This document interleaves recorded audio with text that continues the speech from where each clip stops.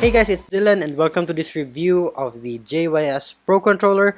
I love this controller with a D. That's because, as you can see in the beginning of this video, there was a drifting issue. But still, I'm gonna have my fair review on this one and we'll talk about the drifting issues later on in the video. If you want to skip to that part, I'll leave a timestamp on the description box so you can just click on it. Anyway, that being said, I don't have the official Nintendo Pro Controller. So the review I'm going to make, if I need some comparisons, I'm gonna compare it to the Joy-Cons. So to start off with this review, let's talk about the build quality. So the D-pad feels pretty nice, although I haven't tried it on any D-pad intensive games per se, like any competitive fighting games like Mortal Kombat 11 or some intense 2D platformers like Celeste. But so far with my experience, I can say it's pretty nice. So regarding its analog, I can say it's pretty great as well. I've been using it for a lot, and I mean a lot, of Smash Brothers. Its analog is higher, so that means you can have more precise inputs compared to the Joy-Cons. And like I've said, I've played a lot of Smash Brothers on this controller, and I never had any missed inputs when I'm playing, compared to the Joy-Cons where it just sucks because the travel distance is so short. So in the JYS Pro Controller, the inputs is more precise and you have more control over it compared to the Joy-Cons. If you're planning on using this controller for playing it on Smash Brothers, I highly recommend it on the cheap. That's because I played over 100 hours of Smash Brothers, and around 40 of that hours is when I bought the JYS Pro Controller,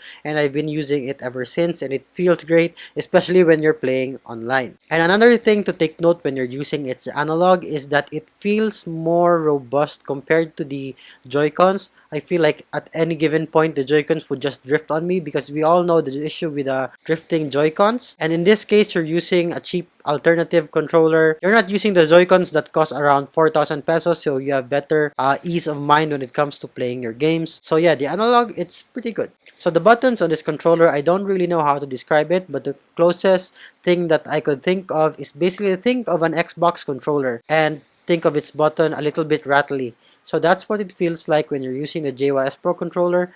It's not as built or as stable or as robust as the Joy-Cons, but you know, it's still pretty nice and I still like it. It's not really a drawback for me, especially at its price point, which is what we're gonna talk about later. Another feature of this controller is the turbo button. So basically what the turbo button does is you can allow any keys to be mapped, and when you hold on that key, it triggers multiple times. For example, I use the turbo button on the ZR key, so every time I hold on the ZR key, it gives the effect that I'm pressing ZR multiple times even though I'm just holding it. It has a USB Type-C charging port, which is pretty nice, and there is also an included USB cable out of the box. And yes, you can use the controller while charging. What you actually need to do is pair it first with your console. After that is paired, you can connect the cable to the controller, and then you can continue playing your game. If you plug in the cable first before pairing it, it will just charge the controller and it won't pair at all. So the battery life, it says in the product description, is around 20 hours.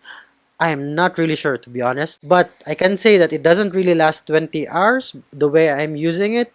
So basically, I just play 1 hour sessions from time to time. I don't really keep track, but yeah, it definitely doesn't last 20 hours, and I can say maybe around 8 to 10 hours before I get to charge it again. I apologize if I can provide clear details on how the battery life is. It's just that I don't really go on for long gaming sessions that often because of work. So what I do is just 1 hour sessions, 1 to 2 hour sessions, then leave my controller, then go back and play another one, leave my controller again. So I can't really time it, but an estimate is around 8 to 10 hours in my experience. The pairing of this controller is actually pretty fast. The initial pairing, which is the first time ever that you're gonna pair the controller to your console, might take a bit of time, but once you have that set up, then it's actually pretty easy to pair up. For example, you have your Nintendo Switch dock. You just basically press the home button on your Nintendo Switch, press the home button on the controller, and there you have it. You have a paired controller to your console. I am not gonna go over the steps on how you pair it because there is a manual for that when you buy the controller. Next, let's talk about the motion controls. So basically, the motion controls is the same as the Joy-Cons.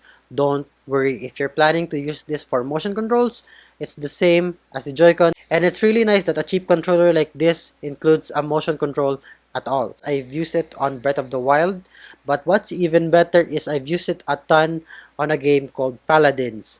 And Paladins is basically what Mobile Legends is to League of Legends, Paladins is to Overwatch. Sorry if some of you are triggered, but it's actually pretty true. But yes, I've used motion controls on Paladins on my JYS Pro Controller. Pretty sweet, pretty neat. Don't worry about the motion controls. It's pretty precise like the Joy-Con. Maybe there's a difference, but I don't notice it at all. The motion control is great. So the controller doesn't have NFC support, so you can't use your amiibos on it. It doesn't have HD rumble, and I'm pretty sure the triggers aren't pressure sensitive.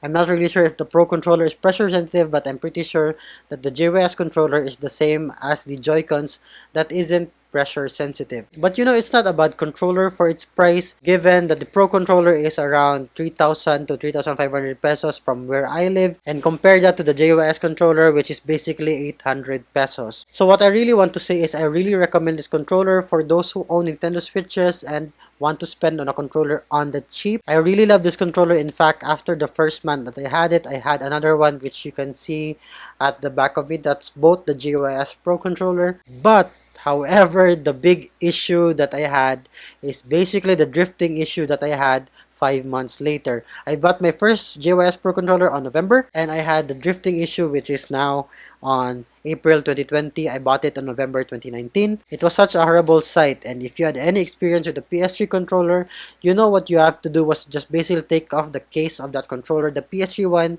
I'm talking about, not the JYS. You just have to take out the casing, and once you take off that casing, there is a ribbon that connects to the circuit board of the PS3 controller, and you just basically put a rubber in between so that ribbon pushes on the circuit board more tightly. So I thought it was going to be the same thing with the JYS Pro Controller.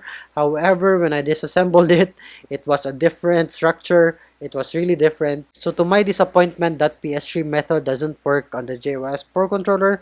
So what I had to do was actually solder them. I wanted to solder the analog connection to the circuit board, but I haven't taken care of my soldering iron, so it doesn't work as well as I expected it.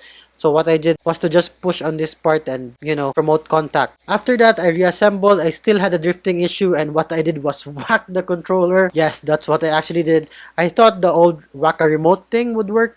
Fortunately, it did work for a few minutes. Then I realized that analog calibration is actually a thing in the Nintendo Switch, and I felt like an idiot. So yes, I calibrated my control sticks, and now it works fine. I'm pretty sure the drifting issue is still present, and it's just being shadowed by the calibration, but you know, at least it still works. So yeah, the drifting issue is still a disappointment, and it didn't even take me a year to actually use the controller, and then the drifting issue occurred. But you know, you get what you pay for. I guess it's only 800 pesos, but still I would have loved if it lasted longer than 5 months. Luckily, the control stick calibration fixed it, so it's your call if you really want the JYS Pro Controller for its price. Just note that I had an experience with drifting issues. It doesn't really happen to everyone, maybe it only happened to me, but yeah, it's still there. So that's it for this video. Thank you for watching, and leave some comments down below if you have some questions. I'll do my best to answer them with my experience to the JYS Pro Controller. And yeah, I'll see you on the next one.